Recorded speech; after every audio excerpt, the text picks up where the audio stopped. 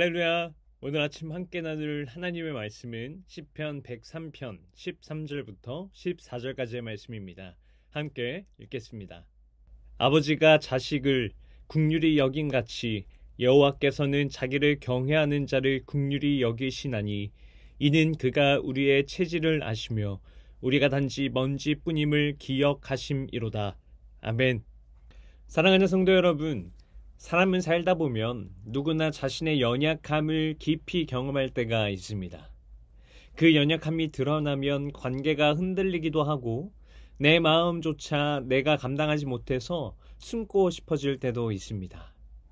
오늘 본문은 우리의 연약함을 바라보는 하나님의 시선을 보여주고 있습니다. 하나님은 우리의 연약함을 정죄하거나 외면하시는 분이 아니라 아버지가 자녀를 바라보듯이 긍휼히 바라보고 계시는 분이다라고 본문에서 말씀하고 있습니다. 오늘 말씀은 하나님이 어떤 분이신지를 깊이 드러내고 있습니다. 그리고 이 말씀은 개인의 신앙생활을 위한 말씀이 아니라 하나님이 공동체를 어떠한 마음으로 세우시는지를 보여주시는 말씀입니다.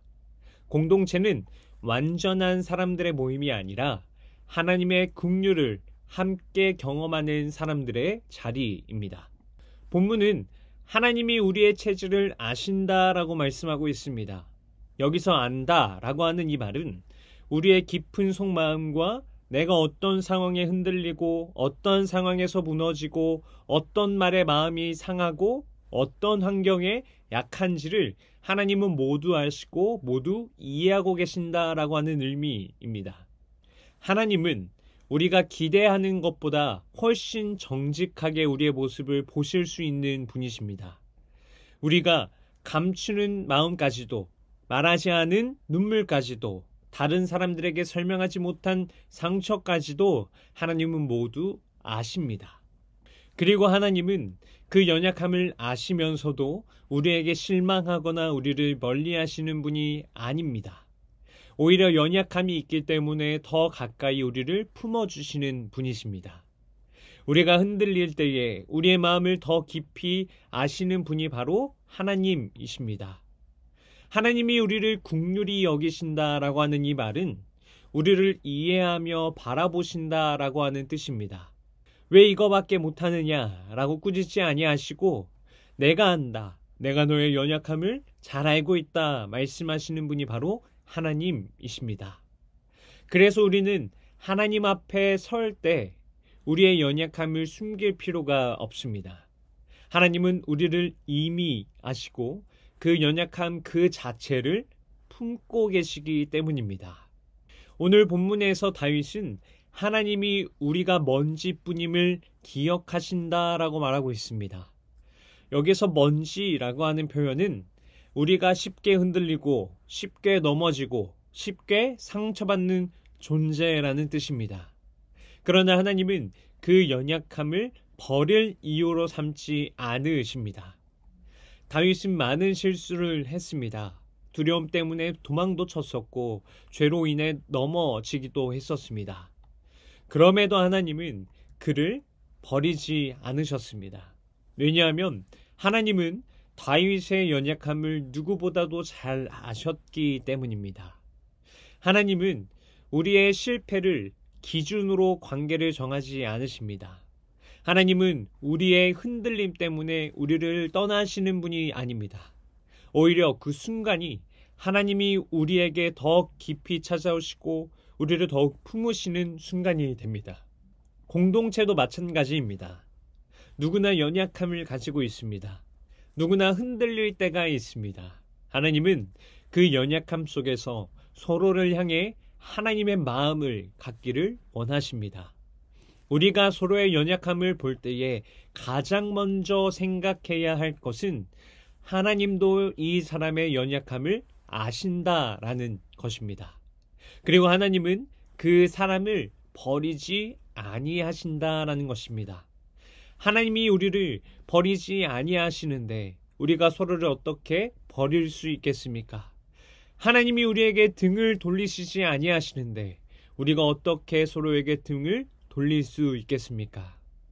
공동체는 서로를 판단하거나 상처 입은 사람을 밀어내는 것이 아니라 하나님의 긍휼을 닮아서 연약함을 품어주는 자리입니다. 하나님의 긍휼은 단지 위로의 감정이 아니라 사람을 다시 세우는 힘입니다. 다윗이 하나님의 긍휼을 경험했을 때 그는 삶의 자리에서 다시 일어섰습니다. 그의 마음은 회복되었고 그의 걸음은 다시 하나님께로 향했습니다. 하나님이 긍휼을 베푸시면 그 긍휼은 반드시 열매를 맺습니다. 그 열매는 다른 사람을 세우는 열매입니다. 공동체의 연약한 자를 품는 열매입니다. 넘어진 사람을 기다리는 열매입니다. 진정으로 하나님의 긍휼을 경험한 사람은 남을 쉽게 판단하지 않습니다. 왜냐하면 자신 또한 긍휼을 입고 살아가는 그러한 존재다라고 하는 사실을 너무나도 잘 알기 때문입니다. 공동체는 잘하는 사람들의 모임이 아닙니다. 연약하지 않은 사람들의 모임이 아닙니다. 실수하지 않는 사람들의 모임 또한 아닙니다. 공동체는 하나님의 긍휼을 입은 사람들이 그 긍휼을 서로에게 흘려보내는 자리입니다. 사람은 누구든지 누군가의 따뜻한 시선 그 하나로 다시 일어설 수 있고 누군가의 기다림으로 회복될 수 있으며 누군가의 기도와 긍휼한 마음으로 다시 걸음을 뗄 수도 있습니다. 하나님이 주신 긍휼은 숨겨두라고 주신 은혜가 아닙니다. 흘려보내라고 주신 은혜입니다.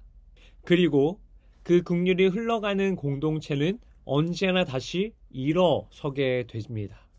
사랑하는 성도 여러분, 오늘 본문은 우리에게 분명히 말씀하고 있습니다. 하나님은 우리의 연약함을 아시고 그 연약함을 그대로 품으시는 분이십니다.